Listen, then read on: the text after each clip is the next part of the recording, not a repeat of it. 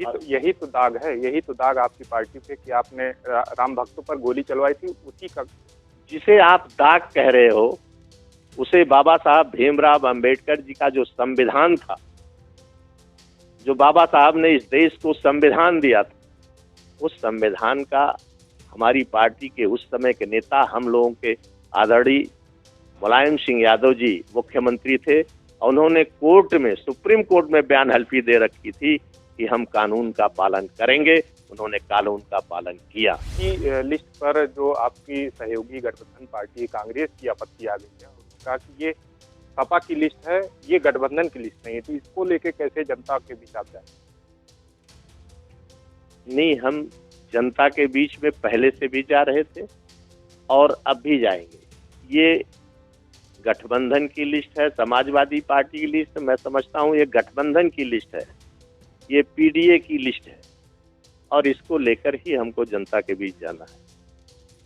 आगे जहाँ भी होगा, कांग्रेस पार्टी के राष्ट्रीय, समाजवादी पार्टी के राष्ट्रीय नेता लोग आपस में मिल बैठ कर बात करेंगे। लोकसभा चुनाव का आगाज हो गया। 2024 की लिस्ट कल समाजवादी पार्टी ने जारी कर दी है। इस वक्त हमारे साथ बात करने के लिए जो बस्ती लोकसभा सीट से जिनको उम्मीदवार बनाया है, राम प्रसाद चौधरी जी हैं, उनसे जानेंगे किस तरीके से चुनाव को लेकर ये जनता के बीच जाएंगे और क्या कुछ तैयारी है। सर, किस तरीके से चुनाव को लेकर आप जनता के बीच में जाएंगे और क्या तैयारी आपकी है? सबसे पहले तो हम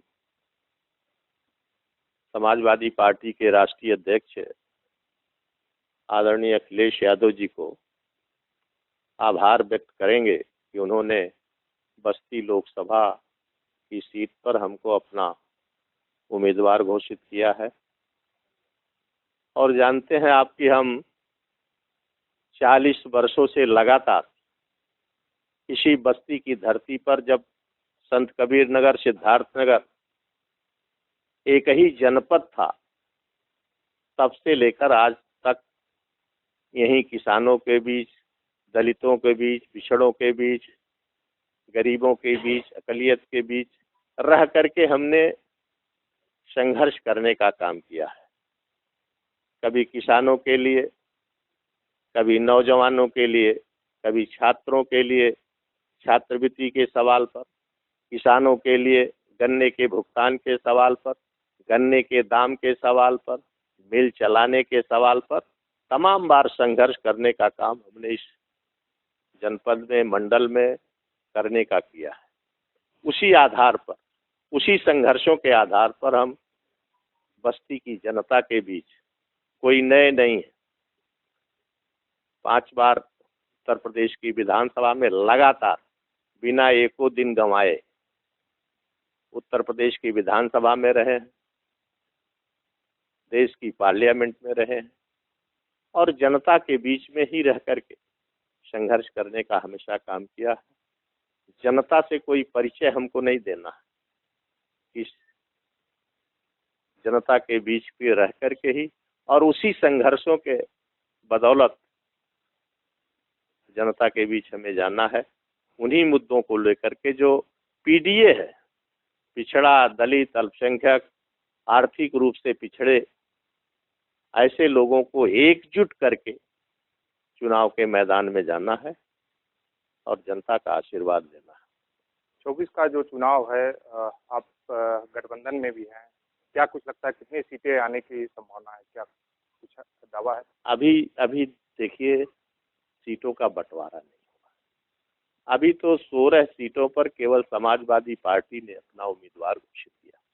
सभी पार्टियों का, सभी लोगों को, जो भी गठबंधन में जितने लोग शरीक, सबके उम्मीदवार आ जाएंगे तो निश्चित रूप से आंकड़ा बता लेंगे।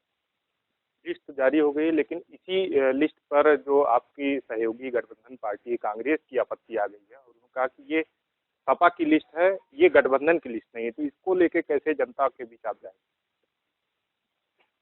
नहीं, हम जनता के बीच में पहले से भी जा रहे थे और अब भी जाएंगे।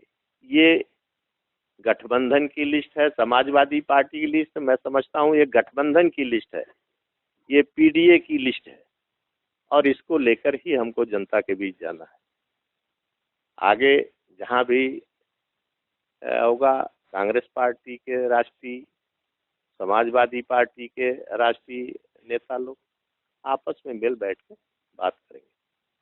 अच्छा, देखा जाए 2024 का जो चुनाव है, राम मंदिर का मास्टर स्ट्रोक खेला गया बीजेपी की तरफ से, तो इसको कैसे आप काट इसका कैसे निकालें? ये कोई नया मुद्दा नहीं है, ये काफी लंबे समय से इस देश में भारतीय जनता पार्टी लेके चल रही थी। मुझे याद है वो 1990 का दिन, हम देश की पार्लियामेंट में उस वक्त थे, जब पिछड़े समाज के लिए आरक्षण लागू हुआ था, मंडल आयोग की रिपोर्ट लागू हुई थी। उन दिनों हम देश की पार्लियामेंट में रहे हैं, तब भी भारतीय जनता पार्टी ने इसी भगवान राम का मुद्दा लेके सोमनाथ मंदिर से रथ यात्रा शुरू की थी। तो आज कोई नया मुद्दा ये नहीं है, ये भारतीय जनता पार्टी का पुराना मुद्दा है और इस पर मैं समझता हूँ हिंदुस्तान की किसी भी पार्टी का विरोध मंदिर निर्माण के लिए नहीं था। जो विवाद था जमीन के लिए था, वो हाई कोर्ट सुप्रीम कोर्ट में विचाराधीन था। सभी पार्टियों ने कहा था कि जो भी सुप्रीम कोर्ट का आदेश होगा उसका पालन किया जाएगा। यही तो दाग है, यही तो दाग आपकी पार्टी पे कि आपने राम भक्तों पर गोली चलवाई थी, उसी का। जिसे आप दाग कह रहे हो उसे बाबा साहब भीमराव अंबेडकर जी का जो संविधान था, जो बाबा साहब ने इस देश को संविधान दिया था, उस संविधान का हमारी पार्टी के उस समय के नेता, हम लोगों के आदरणीय मुलायम सिंह यादव जी मुख्यमंत्री थे और उन्होंने कोर्ट में, सुप्रीम कोर्ट में बयान हल्फी दे रखी थी कि हम कानून का पालन करेंगे। उन्होंने कानून का पालन किया। अच्छा, जनता के बीच क्या मुद्दे रहेंगे जो आप जाएंगे, और बीजेपी वर्तमान में है भी और हमारा सबसे बड़ा मुद्दा पीडीए का है। पिछड़ा, दलित, अल्पसंख्यक, आर्थिक रूप से पिछड़े लोगों का मुद्दा ही हमारा सबसे बड़ा मुद्दा है। आज इन्हीं लोगों पर 10 वर्षों में अत्याचार, अन्याय, जुर्म, उत्पीड़न इन्हीं लोगों का हो रहा है और इन्हीं के आत्मसम्मान के लिए, इनके सम्मान के लिए हम क्षेत्र में जाएंगे। हम क्षेत्र में कोई नए नहीं है, हमने 40 वर्षों से इसी धरती पर रह के लड़ाई लड़ी है और उसी लड़ाई, अपने संघर्षों को लेकर जनता के बीच में जाएंगे। पिछली जो लोकसभा चुनाव था उसमें आप सेकंड रनअप थे, और क्या कुछ चुनावी रणनीति, क्योंकि पिछली बार आप दूसरे स्थान पे थे, अब की क्या चुनावी रणनीति कि आप बीजेपी के को मात दे पाएंगे, क्योंकि बीजेपी इस बार हैट्रिक लगाने के दाव में? देखिए, पिछले बार 2019 में हम उम्मीदवार थे। ये सही है कि जब पर्चा दाखिल किए उसके बाद मेरी तबीयत खराब हो गई थी। मैं 14 दिन का चुनाव होता है, लगातार 10 दिन तक हॉस्पिटल में रह गया। हार्ट अटैक का प्रॉब्लम था। लेकिन उसके बाद आपको याद होगा 2022 भी आया इसी जिले में, तो 5 में से 4 सीटों पर समाजवादी पार्टी विजय हासिल की। वही कार्यकर्ता हैं, वही नेता हैं, वही बस्ती की जनता है जो समाजवादी पार्टी पर 2022 में, आप 2014 देखें, 2019 देखें, 2019 में सपा बसपा का गठबंधन था और 2022 में अकेले समाजवादी पार्टी थी।